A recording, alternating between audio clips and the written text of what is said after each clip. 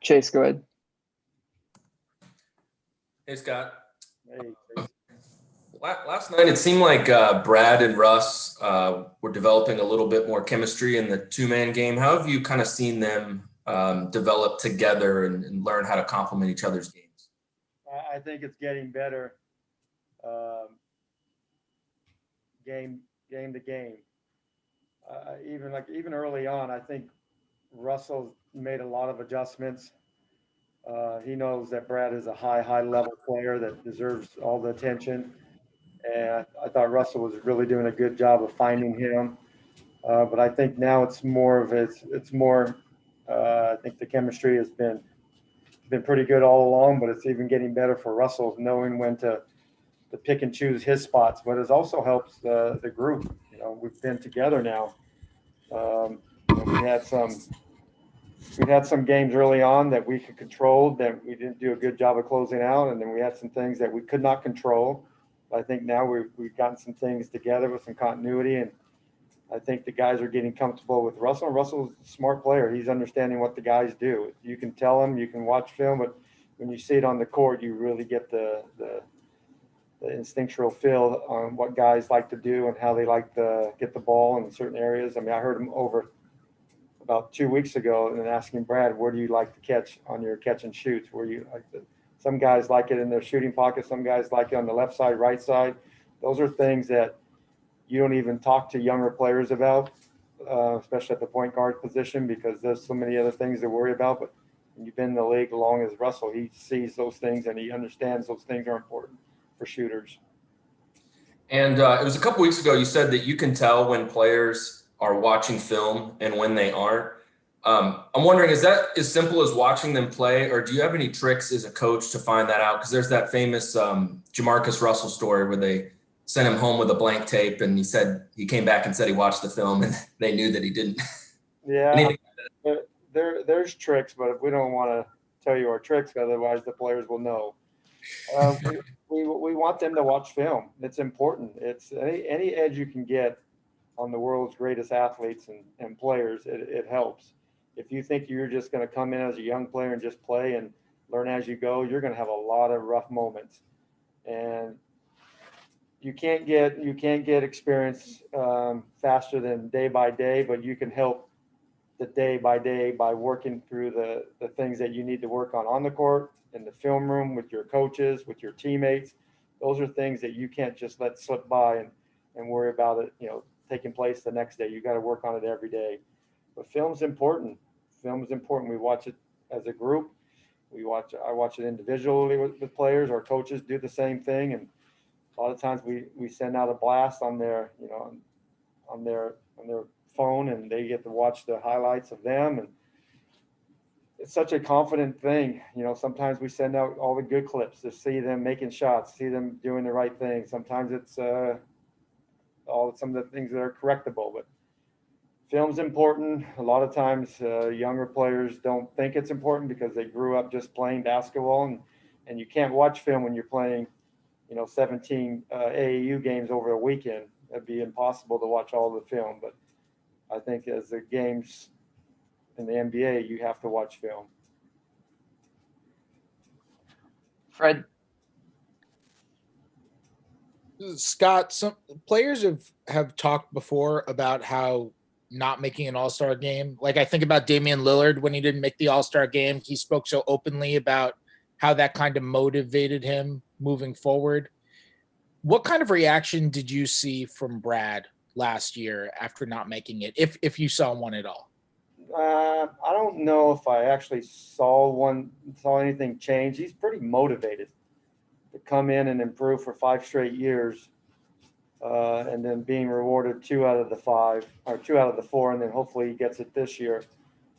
I think he's always had that self-motivation. I've always told players, he who wins are the self-motivated guys.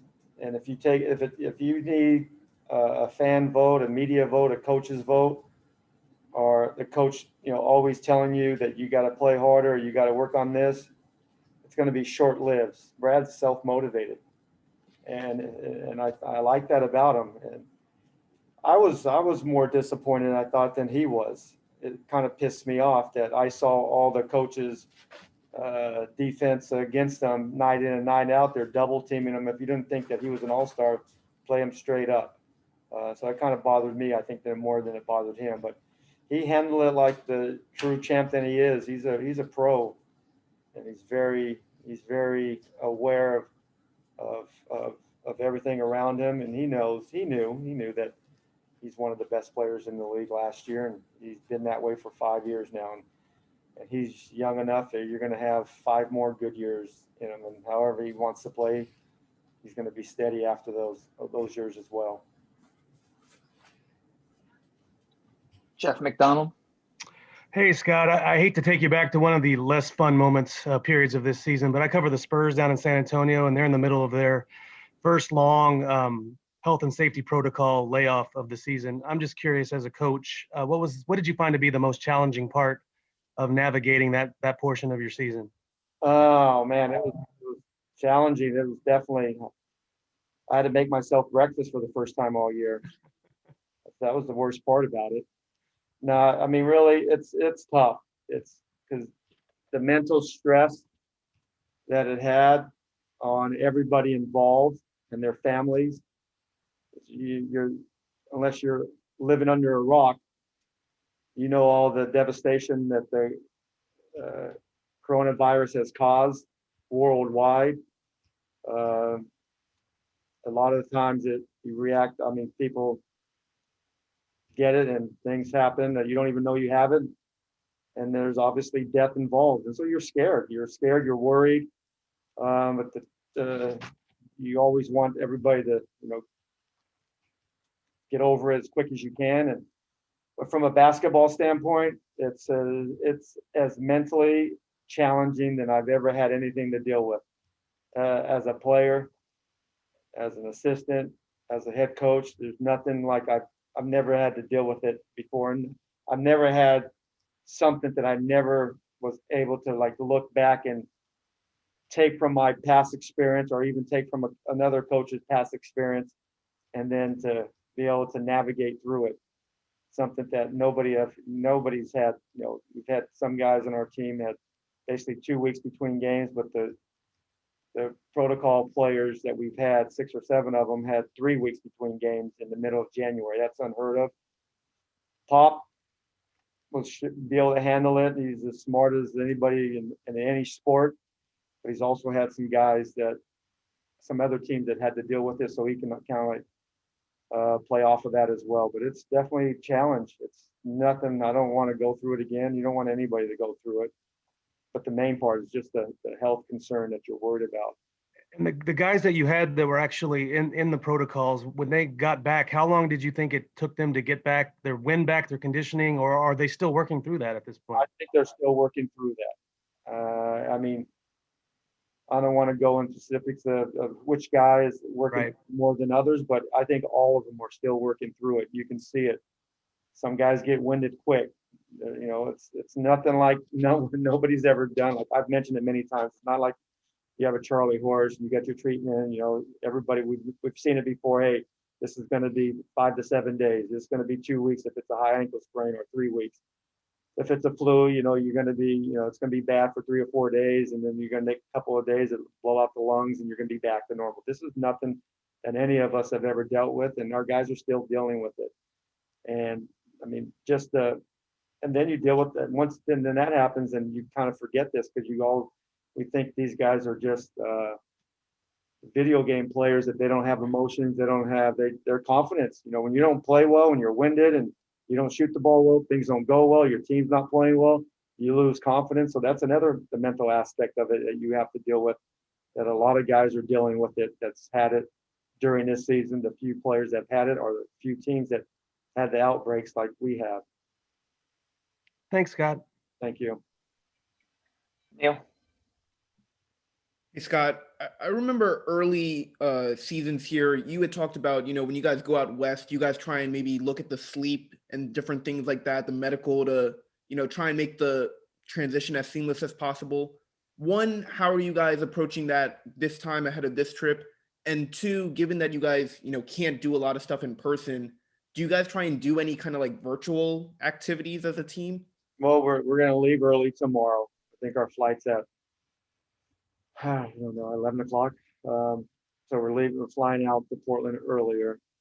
It's totally different. I mean, like I said, this year is like no other. All the testing the players have to do and all the coaches have to do. Sleep, you just try to get it as much as you can. And you get in late, you still got to get up early.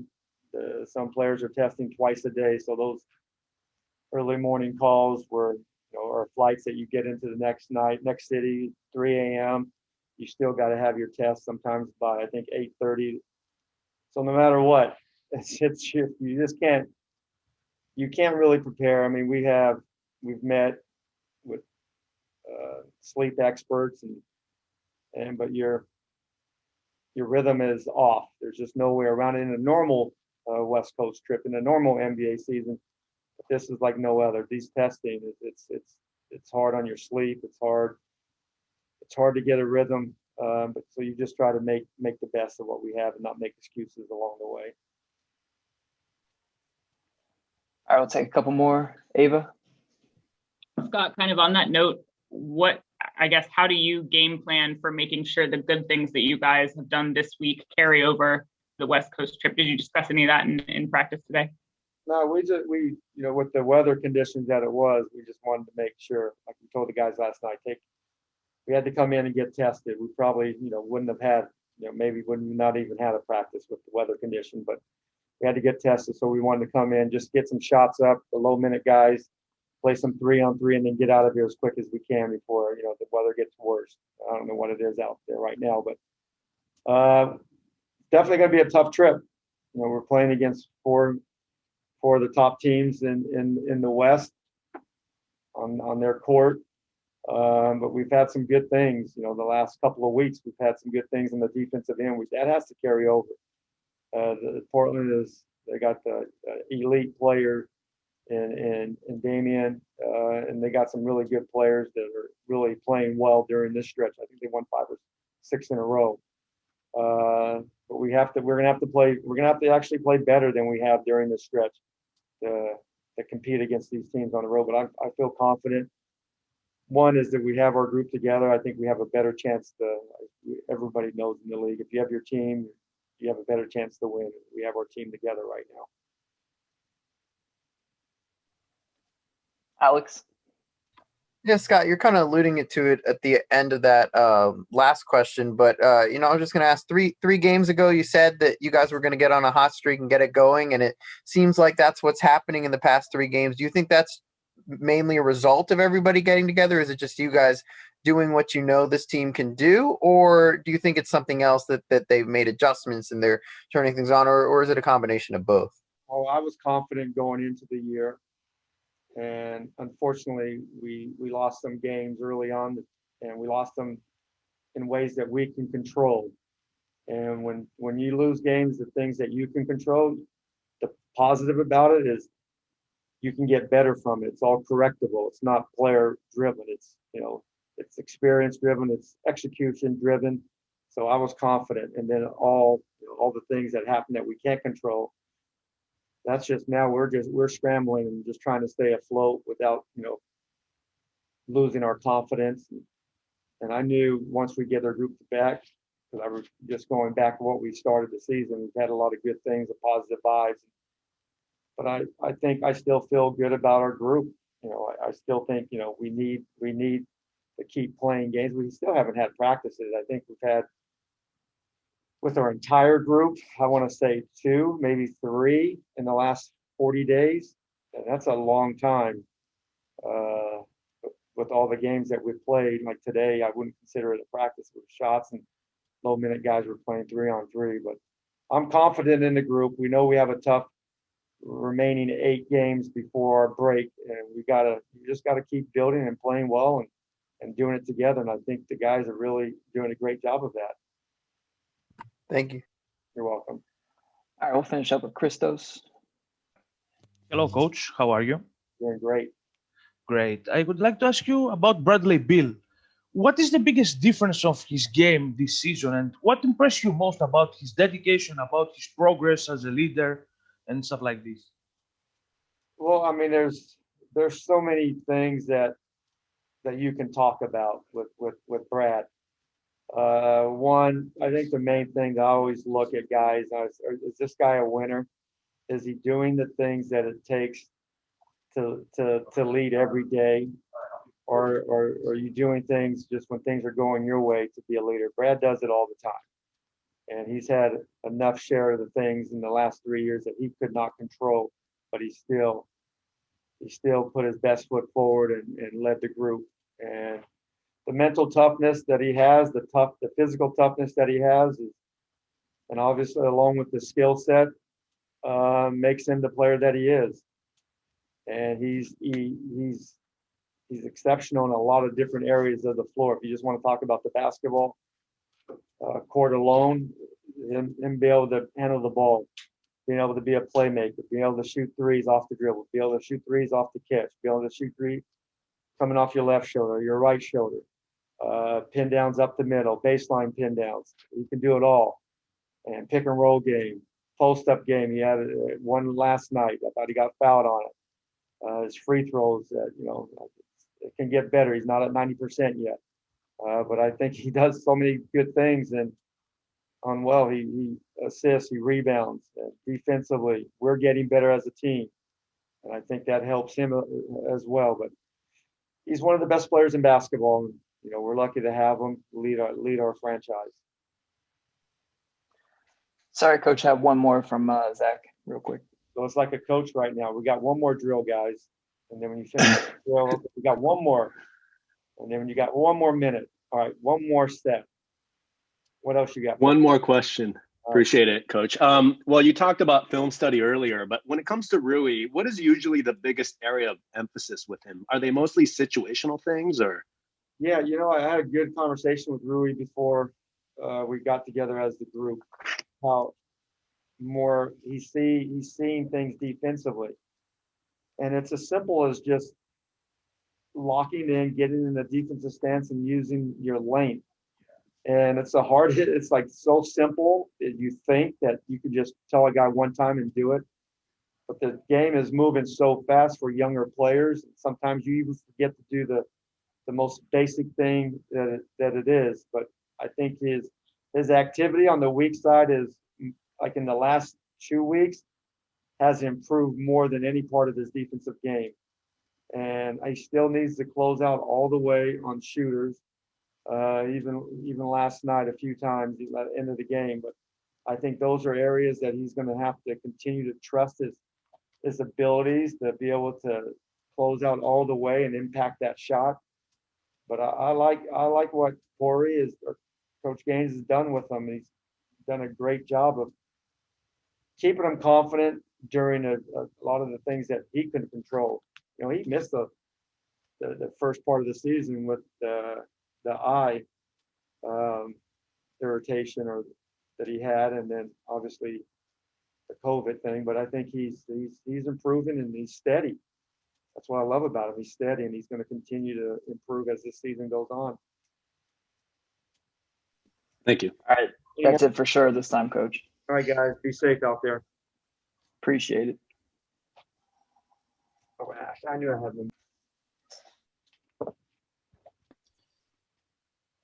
Hey Rui, I'm just wondering that last defensive possession of the game last night. We didn't have a chance to talk to you after. Yeah. When you're guarding Jamal Murray when he hits that three, can you take me through what your defensive strategy is there and what you're trying to do to rattle him when he's that far from the hoop? Our plan was I think we were switching the 1-5 before the ball gets in, and then after too. And I think I switched on him, and then he was kind of farther out. But our plan was, making shoot like a layup or something, But I thought it was like he was so far, so like I didn't get into him, and he shot from a logo, and he made it. You obviously guard more guys your size as opposed to point guards as often. Is it a weird adjustment mentally to have to go that far from the basket to guard a guy in a situation like that? I mean, yeah, like right now these days, like, guys, like point guards, like they shoot from a logo, So I don't know. I mean, for me, that's like, tough shot. But for those guys, it's really easy to make, especially those situations, So I think those are things like I think me and as a team have to adjust, At that moment, the situation we were up by 3, and we didn't want to give up 3, but like he was so far out to me, so it was just tough for me to like just get into him and then just go by. But yeah, I think I talked to coaches and yeah, I have to make adjustment for sure. Cool. Thanks, Rui. Yeah. Chase. Hey, Rui. You were on a similar timeline to Davis Bertans coming back from all those games you guys missed, and it seems like he's just breaking out now. Do you feel like you're up to speed yet, or do you feel like there are parts of your game that you're still trying to work back? I was actually talking to the other to the guys about it, but I've been feel good, I feel like since COVID that happened, and I think my body actually better than before. I think I can move better. My shape is pretty good. Yeah, but I think it's just the game, game mind, you just got a little more, I was talking to my agent about how I haven't played like actual games, like, consistently, like, last year I got injured and the bubble thing happened. And this year, like I had some real virus and Corona. So I just want to continue, playing these games, and yeah, that's the next goal for me. And in the games that you have played this year, what have you learned about your game and what you want to continue to work on? We just won these past 3 games, but I think we start getting together now as a team. I'm still trying to figure out, like a team, like kind of more chemistry stuff, on the court. Like, it's really, I know we have a talent, but it's being honestly hard to like adjust, playing with the Russ, playing with the Brad, playing with the DB, playing with the, other guys. It just takes time, we are very, young team, and we had like 2-3 weeks off, and TB got injured, and then now we start playing together, and then we start getting like a good team, and we just gotta build. We can't slow down from here. We just gotta continue, work together, play together, and I think we're gonna be good. Steve. Hi, Rui. You guys are sort of the poster team for basketball as an international sport, and this league as very global in terms of its composition. We can see where you guys are from on rosters and stuff, but what is it like for you as a group day to day? I mean, does the flavor of multiple guys coming from many places, does it show up in how you go about your jobs? Yeah, it's actually very fun being around this team, especially like you said. There's a lot of people from different countries, especially me coming out from Japan. We didn't really have a Japanese NBA player, and then I'm in the team, and then there's a lot of, guys from different countries. So it's really, for me, even more comfortable to play with these guys, international, just be around.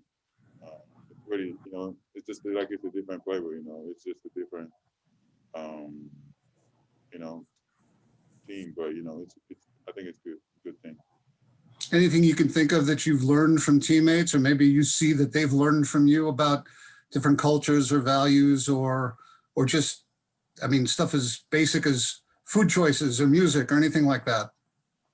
I mean, I feel like those guys, even including me, like, we've been like, here for a while, in the US playing, I played college basketball, So we are mostly like we almost adjust the culture in here, the food, music, anything. So it's nothing, different.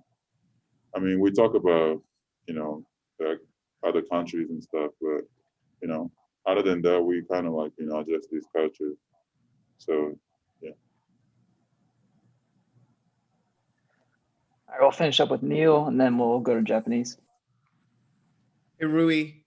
Obviously, you guys have had such limited practice time availability, and Russ is such a different dynamic point guard.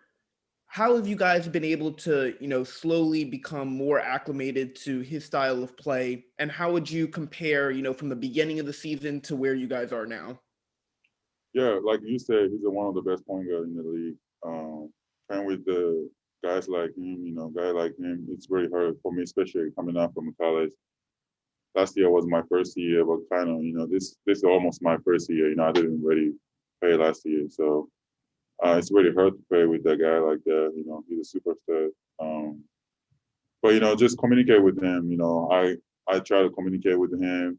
Off the court, on the court about basketball. He talks to me. What he wants to do, what he want me to do. So that's actually helping a lot. And watching the film with the coaches, watching the film at home, watching the game, those kind of stuff, and even watching his like the highlights from or like the game from like past years, those are helping too. Just gotta but I feel like communicating with him is especially like I think that's helping me. Start like playing together. What are some of the things you communicate about? Scott was talking about like how he passes it to you, where you want it in your shooting pocket and things like that. Yeah, just normal stuff like like when in the transition, like fast break, where he want me to be, or like what's he, those kind of stuff, or when he posting up or when I'm posting up, like what, like those movements and stuff, spacing, those kind of stuff. Yeah. All right, I'll go ahead and turn over to Zach. Okay, thanks, Matt. Yeah, we're just going to wait on the background to be flipped. 八村選手、練習お疲れ様でした。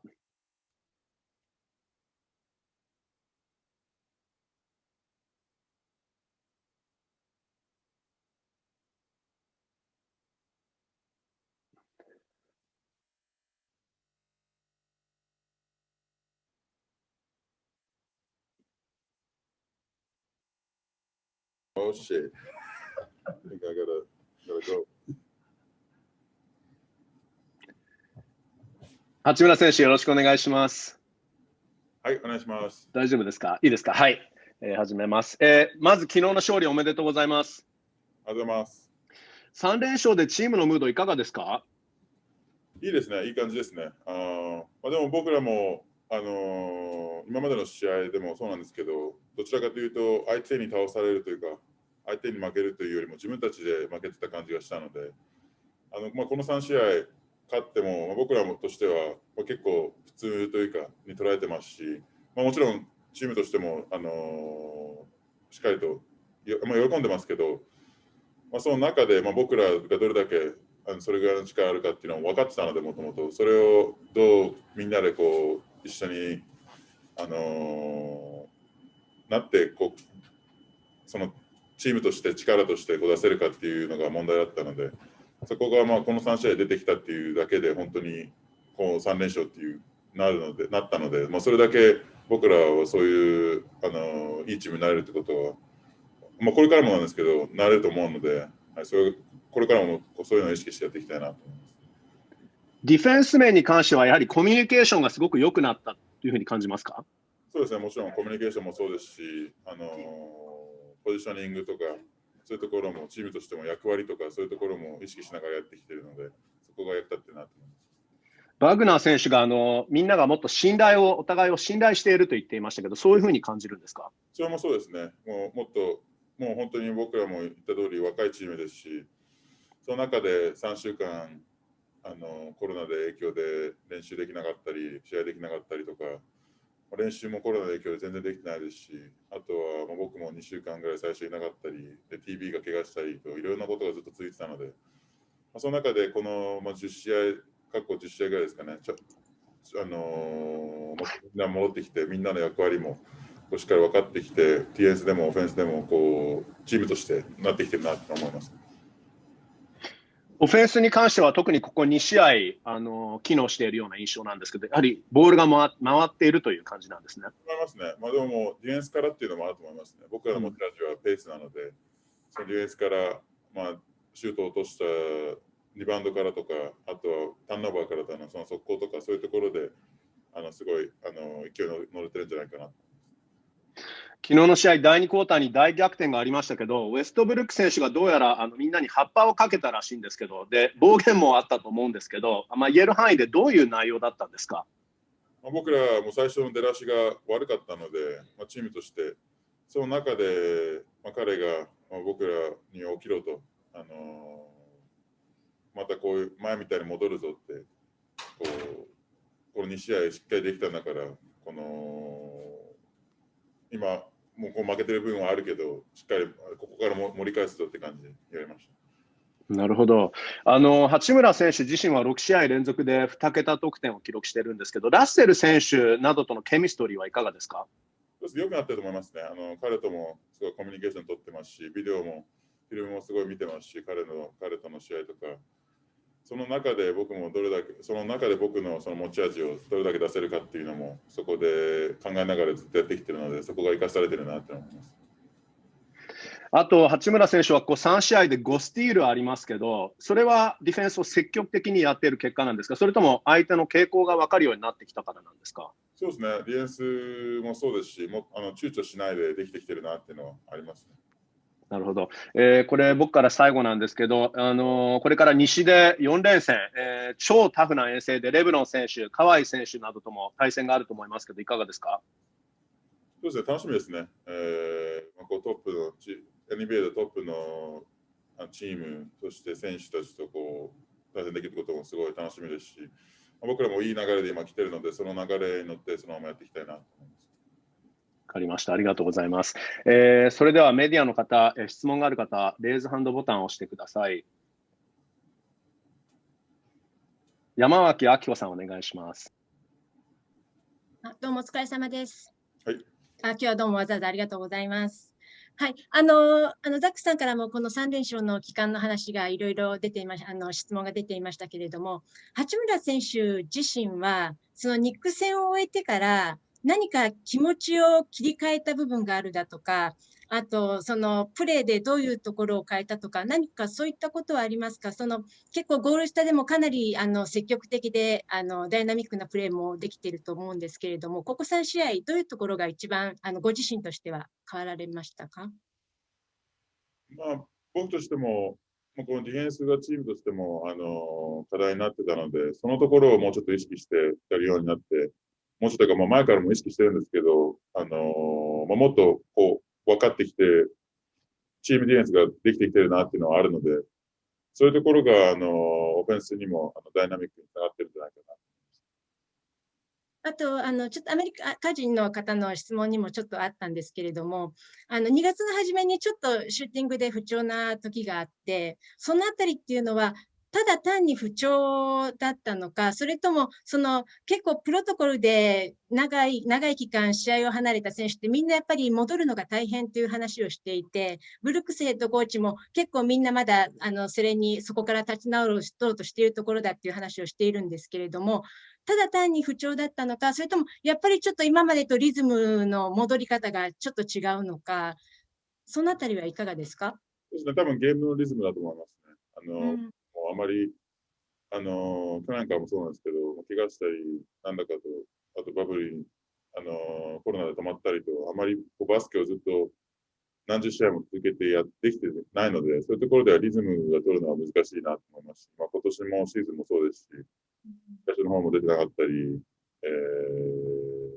コロナの影響でまたこう止まったりと、リズムを取るのは難しいなって思います。はい、ありがとうございます。宮地陽子さんお願いします。よろしくお願いします。少し前にブラッドリー・ビール選手が八村選手についてだんだんゲームがスローダウンして見えるようになってきたんじゃないかって、それがいいプレーにつながってるんじゃないかっていうふうに言ってたんですけれども、ご自分でもその周りのプレーがよく見えるようになったとか、少し前よりはなんかスピードが遅く見えるようになったとか、そういったことはありますか？ディフェンスの部分でもオフェンスの部分でもそうですけど、やっぱチームでもマイニベーの中のパターンみたいなのがあるんですけど、そのパターンが少しずつ分かってきたなと思いますし、その中で僕もこういう先を読みながらできてきてるなと思うので、そこがつながってるんじゃないかな。もう一つ少し前にいろんなプロトコルがあって自分の一日のルーティンを作るのがすごく難しいっていうふうにおっしゃってましたけれども、だんだんそういうルーティンを作れるようになってきたんでしょうか？それともまだ今でも難しいですか？そうですね、少しずつですね、最初のシーズンの方はいろいろ怪我というか、病気になったりして、あと新しい全然違う感じの、ルールとかで練習もなかなかできなかったりしてたんですけど、ちょっとずつその練習するタイミングを見つけてきたりとか、あとは今言った通りリズム、この日常生活のリズムも少しずつできてきてるなと思います。わかりました。ありがとうございます。杉浦大輔さんお願いします。はい、八村選手3連勝おめでとうございます。はい、今のそのルーティンの質問なんですけど、この徐々に慣れてきた中で、なんていうか具体的にやろうとしていることとか心がけていること、多分居残り練習もその一環じゃないかと思うんですけど、何か他にありますか？そうですね、僕としても練習をこのタイミング見つけながら、やってるんですけど、その中で、体ももちろん休めなきゃいけないし、家にいるときはその前の試合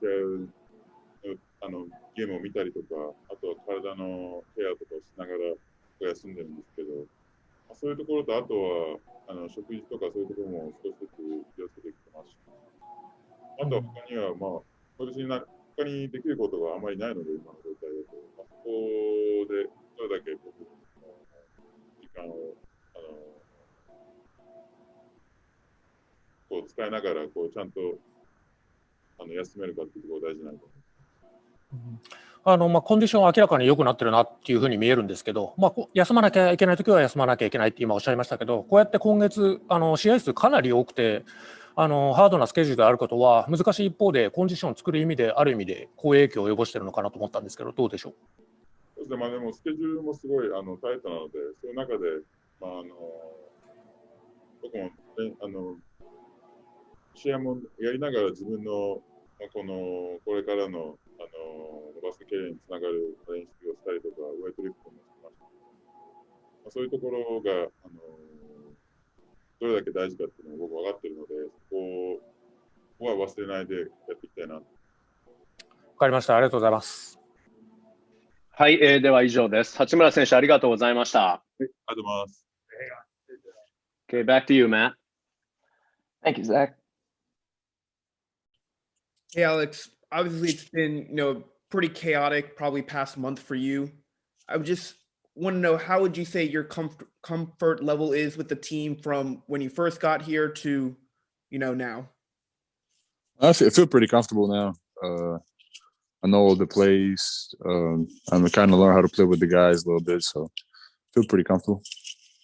Coach make it easy on me too. Like he just tell me, try to play as hard as I can, get guys open, do the little things, just rebound.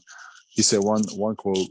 He's like, just be a star in simple things. So like, just just get set good screens, just be solid defensively, and that's what I'm trying to do. Chase. Hey, Alex. What's being part of a center rotation where there's three guys and, you know, maybe not a whole lot separates you guys in the eyes of the coaches, and it's basically whoever plays the best gets the minutes on any given night. What's it like being part of that? It's fine. It's just, you know, the hardest part is just staying ready because you don't know, like last game, I haven't played the two previous games, and then he put me in with it for like 3 minutes into the game. You know what I mean? Like I thought Roller going to be the second rotation. So it just, the hardest part is just staying ready and just being ready for the opportunity. And you mentioned going in the game last night. What's it like trying to guard Nikola Jokic now? Man, it's a tough guard. I mean, he's so talented, and he changed his game so much from, I remember playing against him like 5 years ago. He was old, just, you know, rolling to the rim, floaters around the rim. Now he don't even try to go in the paint. It's all mid-range jumpers, threes, you know, still got some of those floaters. So, I mean, he's a hard guard because you can't get to his shot, and he can get it off anytime he wants, basically. So you're just trying to make it hard and make sure he get a little bit off balance or, you know, mess with his rhythm. But he's a very hard guard for sure. Steve? Alex, hi. I asked Rui about this moments ago. I'm curious, the makeup of your team with so many players of diverse backgrounds and sort of basketball upbringing, it reflects, you know, the global nature of the league. What do you make of your roster, how you guys blend, how you communicate on the basketball floor if it gets down to that? Just the fact that you're very, very international squad. Yeah, I mean, I don't even look at it. You know, everybody, you know, we're just old basketball players from different, you know, walks of life, but we got the same goal. Just when we get on the court, you know, play together, and then we got good leadership. Like we got Ross, Bradley, and you know Scott Brooks leading the way. So we just gotta, you know, everybody do their role, do their part, and it's but off the court, I mean, you don't even realize the guys from different countries. We just, you know, we just play basketball basically. Now, you do have a great following around the world. I mean, with representatives from different countries. There are probably young players in those countries that are a little more inspired, seeing that, oh yeah, I can dream about the NBA someday. I mean, do you feel a little responsibility, or do you at least enjoy that fact that you know you do have that reach? It's a great thing to think about. I don't even think that, you know, I just, because you be so focused on it every day, just on the grind, and then just, you know, I don't. Sometimes you just forget to step away and just think about stuff like that. Thank you. But yeah. Ava?